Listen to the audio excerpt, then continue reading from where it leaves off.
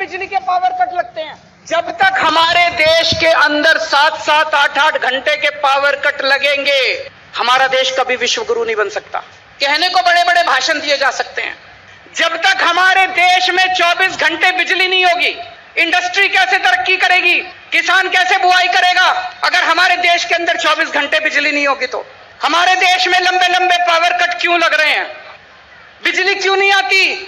हमारे देश में 4.25 लाख मेगावाट बिजली बनाने की क्षमता है। पीक डिमांड हमारे देश की केवल 2 लाख मेगावाट है, फिर भी बिजली नहीं आती, फिर भी पावर कट लगते हैं, फिर भी हमारे घर में बिजली नहीं पहुंचती। क्यों? मिसमैनेजमेंट, भ्रष्टाचार, लैक ऑफ विजन। पहले दिल्ली में भी ऐसा ही था, दिल्ली में हमने ठीक कर दिया। आज पूरे देश में दिल्ली अकेला शहर है जहां 24 घंटे बिजली आती है।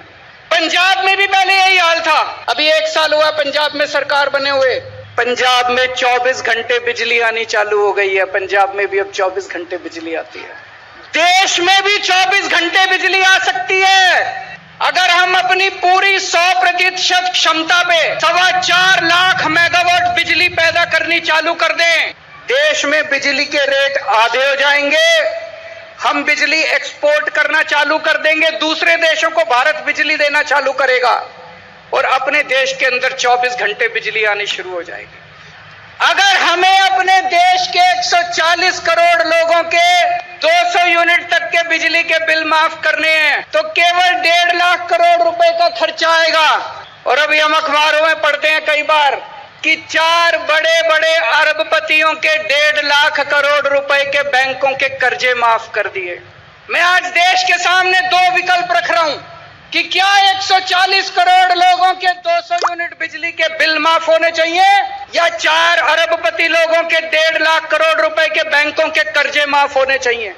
जब तक हमारे देश में पैदा होने वाले हर बच्चे को अच्छी शिक्षा नहीं मिलेगी, क्या हमारा देश विश्व गुरु बन सकता है? नहीं बन सकता।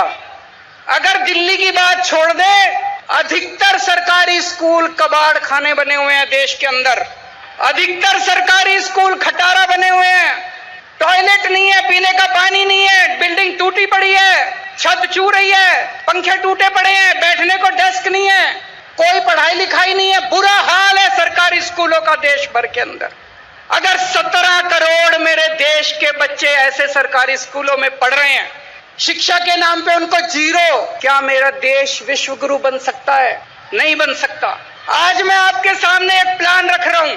5 साल के अंदर देश के सारे 10 लाख सरकारी स्कूल शानदार बनाए जा सकते हैं, फर्स्ट क्लास बनाए जा सकते हैं, वर्ल्ड क्लास बनाए। देश के सारे 10 लाख सरकारी स्कूलों को प्राइवेट स्कूलों से अच्छा बना देंगे, वर्ल्ड क्लास बना देंगे। अपने देश के सारे 10 लाख सरकारी स्कूलों को ठीक करने के लिए 6 लाख करोड़ रुपए का खर्चा आएगा।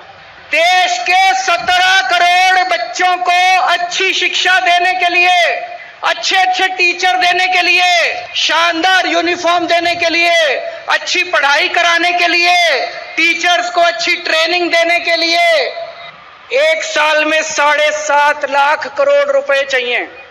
और अभी पूरे देश में केंद्र सरकार और सारी राज्य सरकारें मिला के शिक्षा के ऊपर 7.5 लाख करोड़ रुपए खर्च करती हैं। इसका मतलब कोई भी एक्स्ट्रा पैसा नहीं चाहिए, जो खर्चा होता है उसमें भ्रष्टाचार खत्म कर दो, सारे बच्चों को अच्छी शिक्षा मिल जाएगी। दोस्तों, मेरा सपना गरीब की गरीबी दूर करना नहीं है। मेरा सपना गरीब की गरीबी दूर करना नहीं है। मेरा सपना हर गरीब को अमीर बनाना है। मैं हर गरीब को अमीर बनाना चाहता हूं और हर गरीब तब अमीर बनेगा जब उसका बेटा इंजीनियर बनेगा, जब उसका बेटा डॉक्टर बनेगा, जब उसके बेटे को शानदार शिक्षा मिलेगी। देश के अन्य हिस्सों में सरकारी अस्पतालों का इतना बुरा हाल है, इतना बुरा हाल है, डॉक्टर आते नहीं है, मशीनें काम नहीं करती हैं, टेस्ट होते नहीं हैं, कोई इलाज नहीं होता। हर आदमी चाहता है मैं प्राइवेट में जाके इलाज कराऊं। जब तक इस देश के अंदर पैदा होने वाले हर इंसान को अच्छे से अच्छा इलाज नहीं मिलेगा, तब तक मेरा देश विश्व गुरु नहीं बन सकता। मैंने हिसाब लगाया है, देश के कोने कोने में मोहल्ला क्लिनिक खोला जा सकता है। 1 लाख मोहल्ले क्लिनिक खोलने के लिए केवल 10,000 करोड़ रुपए चाहिए। 10,000 करोड़ रुपए तो कुछ भी नहीं है। 10,000 करोड़ रुपए 2 साल के अंदर पूरे देश में कोने कोने के अंदर, देश के कोने कोने में, गांव गांव के अंदर मोहल्ला क्लिनिक खोले जा सकते हैं।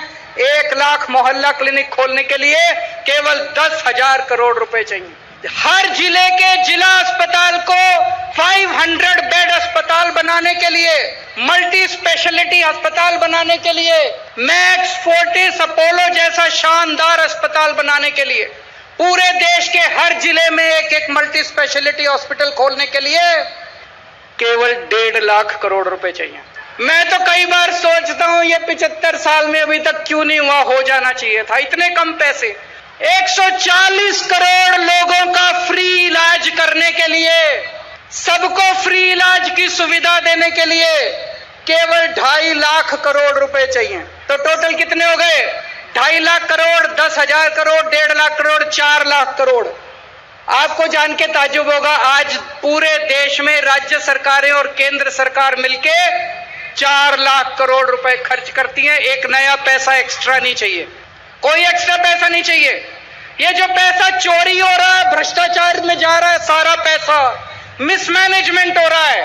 जैसे दिल्ली में हमने ठीक किया, जैसे पंजाब में हमने ठीक किया, अगर पूरे देश के अंदर मैनेजमेंट ठीक कर दिया जाए तो इस देश के हर आदमी को फ्री में शानदार इलाज मिल सकता है।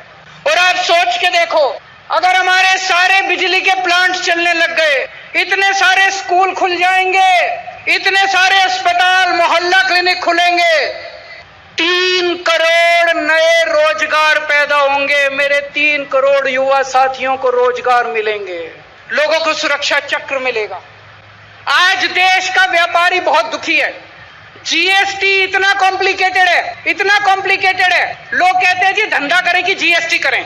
हम 24 घंटे जीएसटी करते रहते हैं, 24 घंटे टैक्सेशन करते रहते हैं, फिर भी कहीं ना कोई गलती हो जाती है। हमारे देश का व्यापारी ईमानदारी से काम करना चाहता है, लेकिन हमने सिस्टम ऐसा बना दिया कि उसको जानबूझ के बेईमानी करनी पड़ती है।